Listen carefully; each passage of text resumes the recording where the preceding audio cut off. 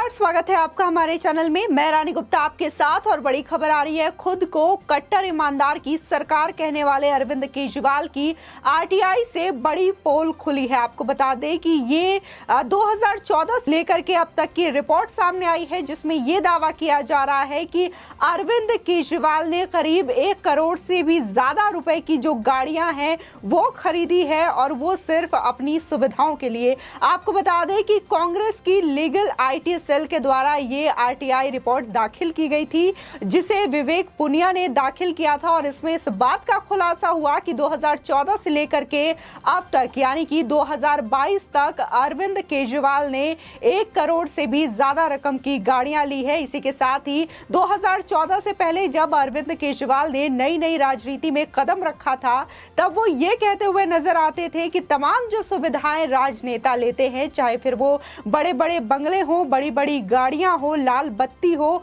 और तमाम जो वीआईपी सुविधाएं लेते हैं नेता, उनको पूरी तरीके से वो नहीं लेंगे। वीआईपी जो कल्चर है उसे खत्म करेंगे। इसी के साथ ही वो ये कहते हुए भी नजर आते थे कि वो अपने और इसी के साथ ही अपने मंत्रियों, जो कि उनके आप पार्टी में शामिल होंगे, वो तमाम नेता इस तरीके की सुविधा नहीं लेंगे। ना तो वो सरकारी बंगला लेंगे, ना ही गाड़ियां लेंगे, और ना ही सरकार के द्वारा जो सुविधाएं दी जाती है वो नहीं लेंगे। बल्कि जिस तरीके से एक आम आदमी रहता है, जो आम आदमियों को सहूलियतें दी जाती है, वही सहूलियत और वही चीजें अरविंद केजरीवाल स्वयं रखेंगे। और इसी के साथ ही जो उनके पार्टी में तमाम नेता और मंत्री रहेंगे, वो भी इसी तरीके की सुविधाएं हासिल करेंगे। लेकिन जैसे जैसे समय बीतता गया, देखने को मिला कि जब से अरविंद केजरीवाल ने दिल्ली में अपनी सरकार बनाई, जहां उन्होंने झूठे वादे किए फ्री बिजली फ्री पानी का, जिसके लालच में देखने को मिला कि दिल्ली की जनता ने अरविंद केजरीवाल को वोट दिया और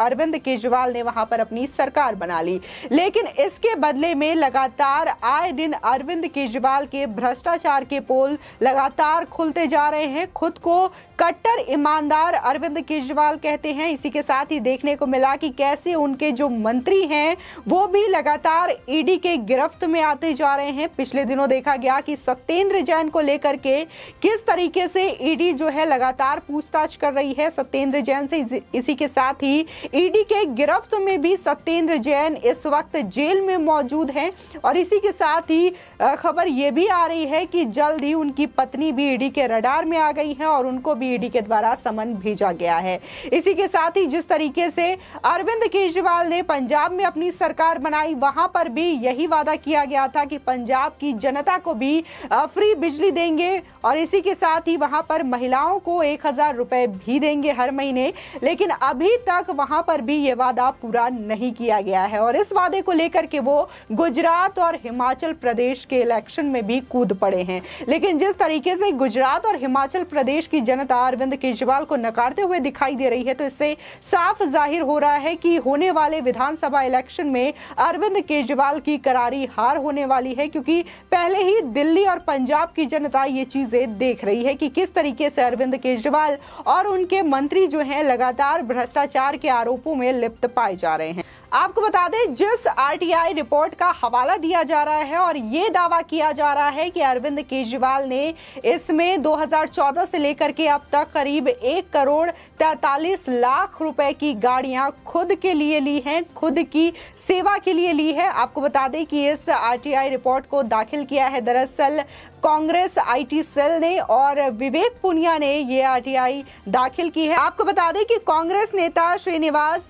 बीवी ने एक ट्वीट में लिखते हुए कहा है कि कुल 1 करोड़ 43 लाख 35,145 हुए खर्च दिल्ली के मुख्यमंत्री केजरीवाल के लिए गाड़ियां खरीदने में। इसी के साथ ही उन्होंने लिखा कि कांग्रेस लीगल सेल की तरफ से एक आरटीआई में हुआ खुलासा। केजरीवाल ने कहा था न बंगला लूंगा न गाड़ी, लेकिन 2014 से इनका अलग ही खेला चल रहा है। आपको बता दें, इसी के साथ ही उन्होंने आरटीआई रिपोर्ट की फोटो भी शेयर की है। इसी के साथ ही देखने को मिला कि बीजेपी दिल्ली ने भी एक ट्वीट किया है और इस वीडियो के माध्यम से बताया गया है कि आपके जो मंत्री हैं और इसी के साथ ही आपके जो नेता हैं किस तरीके से भ्रष्टाचार में लिप्त हैं, चाहे फिर वो सत्येंद्र जैन हो, इसी के साथ ही पार्षद गीता रावत हो, तमाम ऐसे लोग हैं जो लगातार भ्रष्टाचार के आरोप में लिप्त पाए जा रहे हैं। आपको बता दें इसी के साथ ही बीजेपी दिल्ली के आईटी सेल अमित मालवीय ने भी इसको लेकर के ट्वीट किया है और उन्होंने भी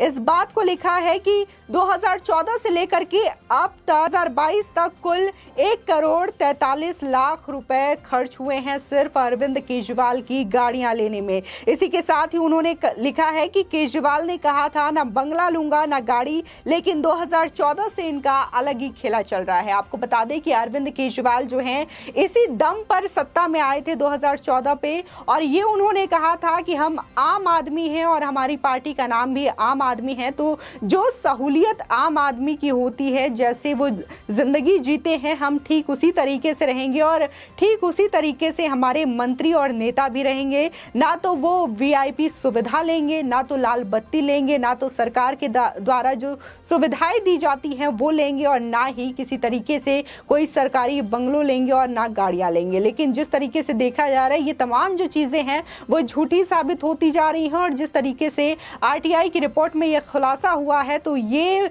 अरविंद केजरीवाल के भ्रष्टाचार की पोल को खोलता हुआ दिखाई दे रहा है। जहां पिछले दिनों दिल्ली के विधानसभा में भी सत्येंद्र जैन की गिरफ्तारी हो चुकी है, ईडी के द्वारा लगातार उनसे पूछताछ की जा रही है, तमाम साक्ष्य हैं, तमाम एविडेंस है। इसके बावजूद अरविंद केजरीवाल जो है ये कह रहे हैं कि जो बीजेपी है वो उन पर झूठा आरोप लगा रही है और इसी के साथ ही उन्होंने कहा था कि तमाम जांच एजेंसियां, फिर चाहे वो सीबीआई हो, ईडी हो, ये सारी जो चीजें हैं वो बीजेपी के हाथ में हैं। और ये सोचने वाली बात हो जाती है कि जो तमाम केंद्रीय जांच एजेंसियां हैं वो अपने दम पर काम करती है, ना कि किसी सत्ता पक्ष पार्टी के कहने पे वो काम करती है। अगर उनको किसी के खिलाफ एविडेंस मिलता है तो वो उन पे जांच करेगी, उन पर छापा मारेगी और उनसे सबूत इकट्ठे करेंगी।